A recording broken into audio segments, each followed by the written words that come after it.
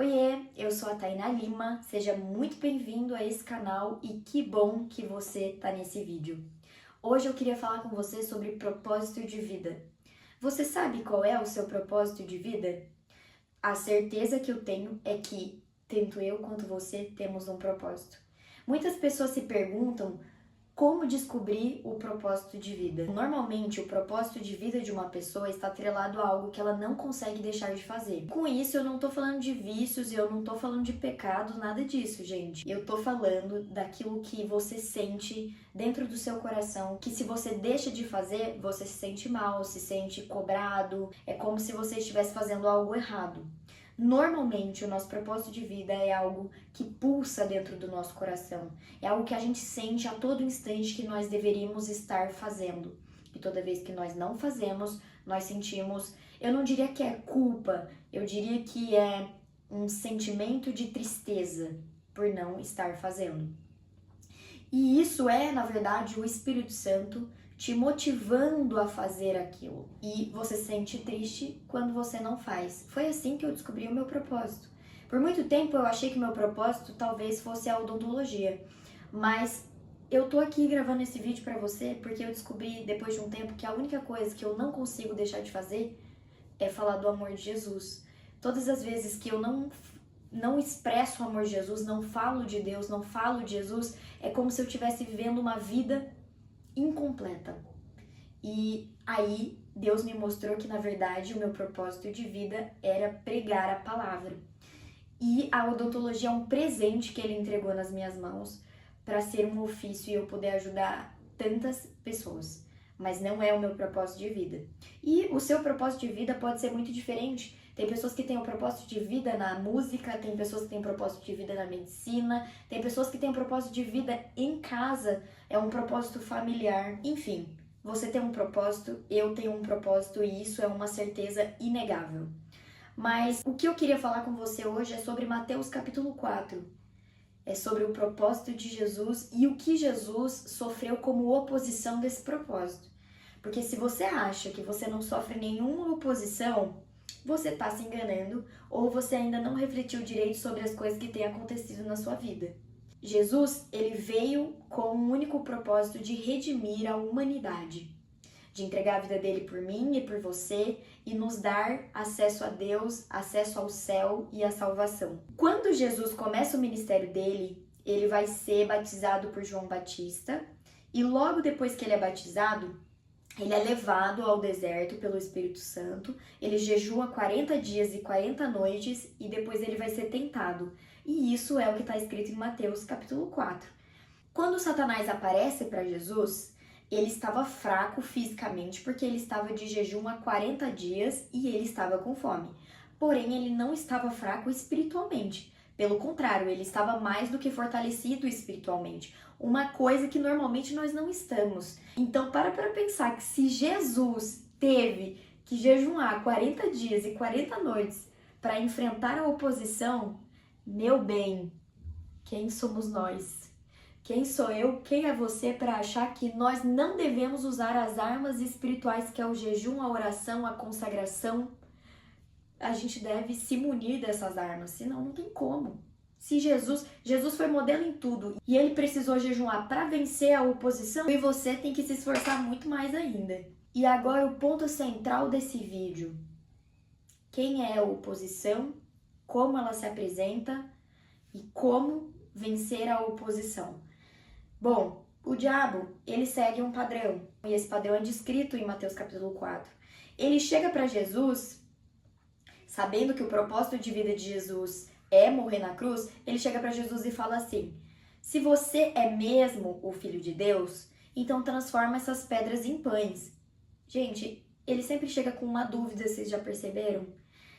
Ele chegou querendo colocar uma dúvida em Jesus, se ele era mesmo o Filho de Deus. Cara, quando Jesus foi batizado, no momento que ele foi batizado, uma pomba desce sobre ele e uma voz que vem do céu fala: esse é o meu filho amado, em quem eu tenho prazer. O próprio Deus fala isso a respeito dele, e aí vem o Satanás e fala: se você é mesmo o filho de Deus. É impressionante como isso acontece com a gente também, né? Muitas vezes o diabo ele vem com uma dúvida e às vezes a gente acabou de ouvir uma palavra de Deus, às vezes a gente acabou de ter uma confirmação de Deus, às vezes ele acabou de falar conosco e no minuto seguinte nós estamos nos perguntando: será mesmo? Ou será que aquilo era coisa da minha cabeça? Será mesmo que isso é pra mim? Bom, Jesus estava em jejum, então ele estava forte espiritualmente e convicto de que ele era o Filho de Deus. Só que tem mais uma coisa, o diabo vai lá e fala: transforma essas pedras em pães, se utilizando de uma fragilidade biológica que é a fome. Então Jesus, se ele tivesse cedido a essa tentação, ele estaria usando o poder dele apenas para benefício próprio. Aqui tem um ponto importante. Um segundo ponto importante: tudo aquilo que Deus pede pra gente e que está atrelado ao nosso propósito não será para benefício próprio. Sempre será atrelado ao benefício coletivo. E eu posso dar vários exemplos disso. Esther foi rainha. Ela desfrutou dos benefícios de ser rainha? Sim, ela desfrutou. Mas o principal objetivo e propósito de Deus ter escolhido ela para ser rainha foi para libertar o povo israelita da escravidão. Entende? Não estou falando que você não vai desfrutar dos benefícios do propósito de Deus. Mas se você decidir cumprir o propósito de Deus apenas para benefício próprio, você já está se desviando do propósito. Então Jesus ele vai lá e fala: não, nem só de pão viverá o homem. Ele tem a certeza de que aquilo que Deus entregou para ele é especial demais para ele usar para benefício próprio. E aí ele vence a primeira tentativa. A segunda tentativa é aquela tentativa que o diabo chega tentando ferir o nosso orgulho. Na segunda tentativa, o diabo leva Jesus para um lugar alto, um pináculo, e fala para ele: se você é mesmo filho de Deus, pode se jogar daqui, porque está escrito que ele dará ordem aos anjos dele para te guardar. E aí ele coloca em xeque não só a primeira pergunta, que é se é você mesmo o filho de Deus, mas uma segunda, que é: será que Deus vai te guardar? Será que Deus te ama a ponto de te salvar? Será que Ele vai cuidar de você? E Jesus está tão firmado na identidade dele que ele fala: está escrito, não tentará o Senhor seu Deus. E você pode estar se perguntando: Tainá, mas onde entra o orgulho nessa história?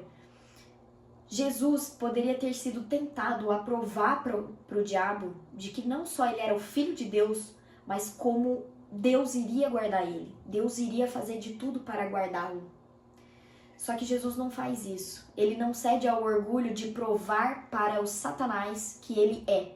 E muitas vezes o nosso opositor chega para nós para despertar um coração orgulhoso na gente e nos fazer provar para pessoas que nós somos alguma coisa, que nós somos alguém. E o propósito de Deus, ele não envolve orgulho, pelo contrário, ele envolve a humildade, a humilhação de si mesmo. Todas as vezes que Jesus fez um convite, ele falou: negue-se a si mesmo e me siga. Então, o propósito de Deus para sua vida, para minha vida, envolve renúncia e não orgulho. Se você está sendo tentado para provar para alguém que você é alguma coisa, você está saindo fora do seu propósito, com certeza. Porque esse reconhecimento tem que vir de Deus e apenas dele. E Jesus venceu a segunda tentação do opositor, que foi vencer o orgulho e não tentar provar nada para ninguém. E por último, e mais importante, eu diria, de Mateus capítulo 4, é a terceira tentação que Jesus enfrenta, que o diabo leva ele para um lugar e mostra para ele todos os reinos da terra. E isso eu acredito que tenha sido tanto no âmbito espiritual quanto no âmbito terreno. Então ele estava vendo não só todos os reinos terrenos, mas ele também estava vendo todo o exército de Satanás e tudo aquilo que Satanás governava. E o diabo fala assim para ele: se prostrado você me adorar, tudo isso aqui vai ser seu. Eu te dou tudo. Gente, normalmente, quando a gente tem um propósito de vida, o diabo ele chega oferecendo para você e para mim uma coisa que nós já teremos. Uma coisa que já será nossa se a gente passar pelo processo. se a gente vencer a oposição e chegar até o fim. O propósito de vida de Jesus era redimir a humanidade e reestabelecer o governo da terra sendo dele. O diabo tem a capacidade de chegar para Jesus e oferecer para ele uma coisa que já seria dele. Só que tem um porém. Ele é burro? Não é não. Ele fala assim para Jesus: se você prostrado me adorar, eu vou te dar tudo isso. Isso significava que tinha uma condição e não era apenas adoração. Se por um acaso Jesus aceitasse a proposta, ele não precisaria passar pela cruz, pelo sofrimento, pela angústia, pela perseguição. Ele não precisaria ser torturado. Então o diabo estava falando: eu tenho como te oferecer um caminho mais rápido e mais fácil para aquilo que já será seu. Só que na Bíblia está escrito que tem caminhos que para o homem parecem bons, mas que o seu fim é a morte. E eu diria que essa proposta do diabo é bem isso aí. Porque se Jesus tivesse aceitado e não tivesse resistido a essa oposição ao propósito dele, eu e você morreria sem salvação. Apenas isso. Então, esse vídeo é para falar para você que você tem um propósito, mas sempre haverá oposição. E tudo aquilo que Deus requer de você e de mim, haverá um preço a ser pago. Eu quero terminar esse vídeo falando para você e te encorajando a começar a meditar nas oposições que o diabo está trazendo para sua vida e o seu propósito. Isso pode ser no âmbito espiritual, ele pode se apresentar de forma espiritual como oposição, opressão, ansiedade, depressão, inquietação.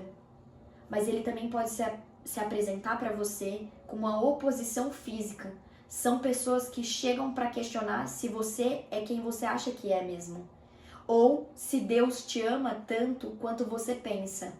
Ou até mesmo essa oposição ela pode chegar para você como uma forma de uma oportunidade e um caminho mais fácil para aquilo que você já está lutando para fazer e para conquistar. Só que lembre-se, tudo aquilo que Deus requer da gente sempre vai ter um preço. Para Davi foi um leão, um urso, um gigante, a perseguição e a espera do cumprimento de uma promessa. Para Jesus foi a cruz. Para José foi um tempo de prisão, a traição dos seus irmãos, mas todos eles tinham um propósito claro em Deus. Eles só tinham que vencer as oposições, porque se Jesus tivesse aceitado a tentação, ele teria pecado. Logo, ele teria saído do propósito dele, que era ser homem perfeito, modelo para a humanidade. Se José tivesse tido rancor dos irmãos dele, ele com certeza não teria agido de forma tão sábia. Mais do que isso, ele não teria a presença de Deus e ele não conseguiria ter sido um reflexo de Deus em tantas situações diferentes.